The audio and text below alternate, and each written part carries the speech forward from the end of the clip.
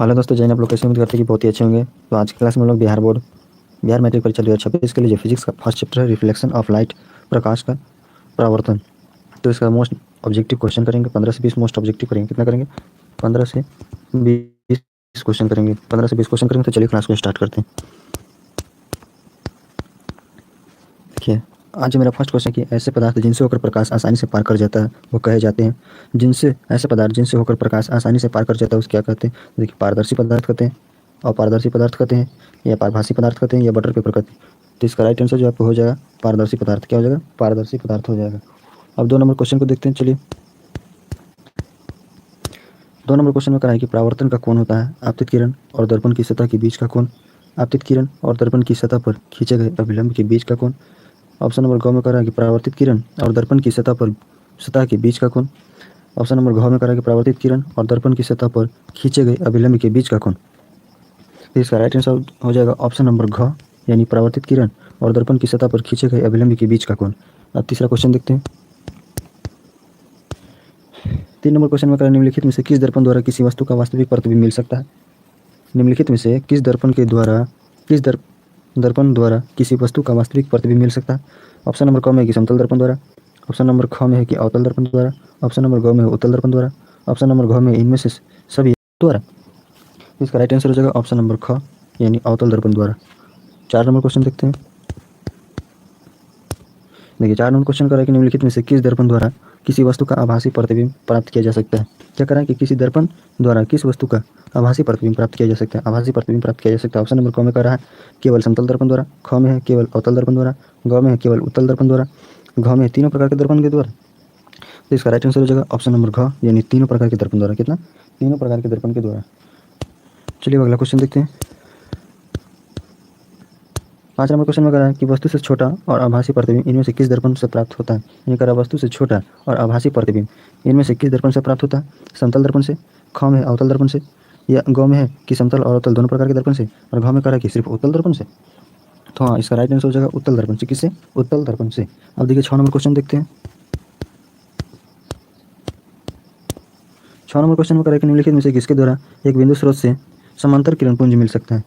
निम्नलिखित में से किसके द्वारा एक बिंदु स्रोत से समांतर किरण पुंज मिल सकता है? अवतल दर्पण से या उत्तल दर्पण से? ग में कह रहा है दोनों, क एवं ख दोनों होगा। घ में कह रहा है कि इनमें से कोई नहीं। तो इसका राइट आंसर आप लोग का हो जाएगा ऑप्शन नंबर क, यानी अवतल दर्पण से। किससे? अवतल दर्पण से। अब देखिए अगला क्वेश्चन देखते हैं।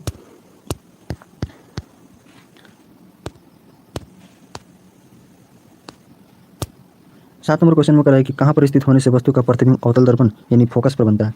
कह रहा है कि कहाँ पर स्थित होने से वस्तु का जो प्रतिबिंब होगा अवतल दर्पण फोकस पर बनता है। अवतल दर्पण फोकस पर बनता है। तो इसका राइट आंसर आपको जो ऑप्शन में करेगी, ऑप्शन में करेगी फोकस पर, ख में करा वक्रता केंद्र पर, ग में करा ध्रुव पर, घ में करा अनंत पर। घ में क्या करा? अनंत पर। तो इसका राइट आंसर जो हो जाएगा आपका अनंत पर हो जाएगा। कहाँ हो जाएगा? अनंत पर। ऑप्शन नंबर घ हो जाएगा। चलिए अब अगला क्वेश्चन देखते हैं। देखिए 8 नंबर क्वेश्चन कर रहा है कि अवतल दर्पण की फोकस दूरी जो है उसकी वक्रता त्रिज्या की कितना होती है? ऑप्शन नंबर क में करा दुगुनी होती है, ख में करा आधी होती है, ग में करा चौथाई होती है, और घ में करा कि बराबर होती है। क्या होती है? तो देखिए, अवतल दर्पण की जो फोकस दूरी होती है उसकी वक्रता त्रिज्या की आधी होती है। क्या होती है? आधी होती है। चलिए अगला क्वेश्चन देखते हैं। 9 नंबर। देखिए 9 नंबर क्वेश्चन में कह रहा है कि एक अवतल दर्पण में वस्तु बिंब की स्थिति फोकस और ध्रुव के बीच हो तो प्राप्त प्रतिबिंब होगा वास्तविक और बड़ा या वास्तविक और छोटा? ऑप्शन नंबर घ में आभासी, काल्पनिक और बड़ा। घ में कह रहा है कि आभासी और छोटा। तो इसका राइट आंसर जो होगा ऑप्शन नंबर ग हो जाएगा। ऑप्शन नंबर ग हो जाएगा, यानी आभासी, काल्पनिक और बड़ा। आभासी बनेगा, काल्पनिक बनेगा और बड़ा बनेगा। अब देखिए 10 नंबर क्वेश्चन को देखते हैं। देखिए 10 नंबर करें कि किसी अवतल दर्पण द्वारा आभासी, काल्पनिक और सीधा और आवर्तित प्रतिबिंब तब बनता है जब वस्तु बिंब की स्थिति होती है। ऑप्शन नंबर क में करा वक्रता केंद्र पर, ख में करा वक्रता केंद्र से पहले। ऑप्शन नंबर ग में करेगा फोकस और वक्रता केंद्र के बीच। ऑप्शन नंबर घ में करा है कि दर्पण के ध्रुव और उसके फोकस के बीच। क्या करें? दर्पण के ध्रुव और उसके फोकस के बीच होगा। तो ऑप्शन नंबर घ, हाँ, दर्पण के ध्रुव और उसके फोकस के बीच होगा। दर्पण के ध्रुव और उसके फोकस के बीच होगा। चलिए अब 11 नंबर क्वेश्चन। 11 नंबर क्वेश्चन में करेगा कि मोटर गाड़ी के चालक के सामने लगा रहता है।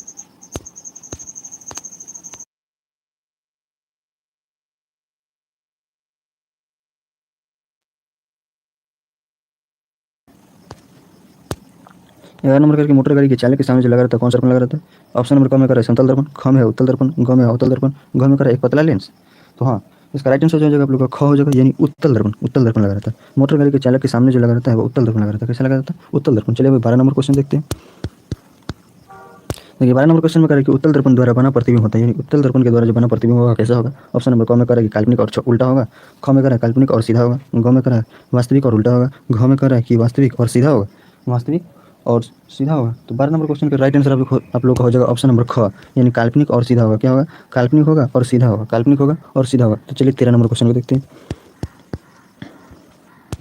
देखिए 13 नंबर क्वेश्चन में करें कि उत्तल दर्पण द्वारा बना प्रतिबिंब होगा, यानी उत्तल दर्पण के द्वारा बना जो प्रतिबिंब होगा कैसा होगा। ऑप्शन नंबर क में करें कि हमेशा सीधा होगा, ख में करें कि हमेशा उल्टा होगा, ग में करें कि सीधा और उल्टा भी होगा, घ में करें इनमें से कोई नहीं, घ में करा है कि इनमें से कोई नहीं। तो इसका राइट आंसर जो आपको हो जाएगा हमेशा सीधा होगा। क्या होगा, सीधा होगा। उत्तल दर्पण के द्वारा जो बना प्रतिबिंब होगा वो हमेशा सीधा होगा। अब देखिए 14 नंबर क्वेश्चन को देखते हैं।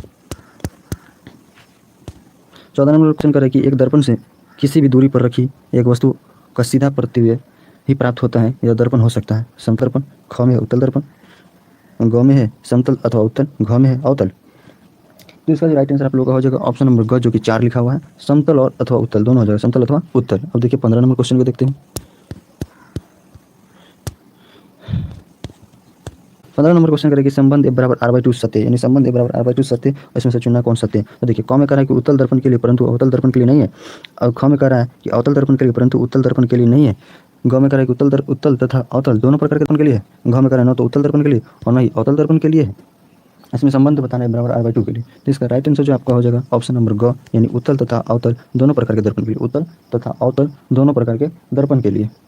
देखिए अब 16 नंबर क्वेश्चन को देखते हैं।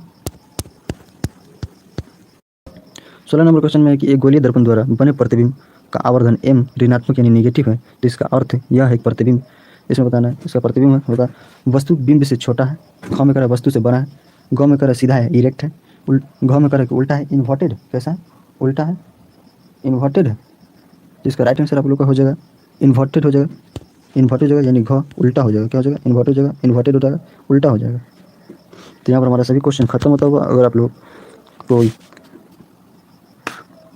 अपने दोस्तों के पास वीडियो को भेज दीजिएगा, चैनल को सब्सक्राइब कर, जो लोग चैनल को सब्सक्राइब नहीं चैनल को सब्सक्राइब कर लीजिए, बेल आइकन को दबाना नहीं भूलिएगा और अपने दोस्तों के पास वीडियो को भेज दीजिएगा। और रोज यानी पर डे आपके फिजिक्स का ऑब्जेक्टिव क्वेश्चन पर डे कराया जाएगा, जो भी जितना भी ऑब्जेक्टिव क्वेश्चन है सभी ऑब्जेक्टिव क्वेश्चन कराया जाएगा, और उसके बाद लॉन्ग आंसर भी क्वेश्चन आंसर कराया जाएगा आपको। और